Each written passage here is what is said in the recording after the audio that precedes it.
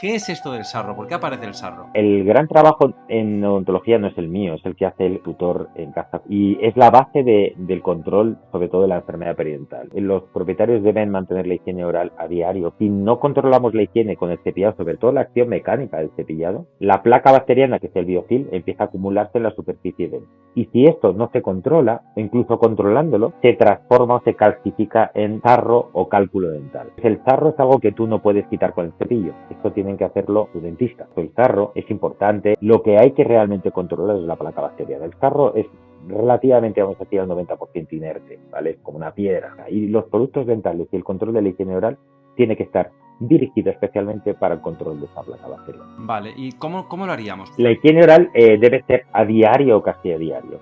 Hacer una vez por semana, hay estudios que demuestran que la eficacia baja del 80% al 20%, al 30-20%, con lo cual tiene que ser a diario.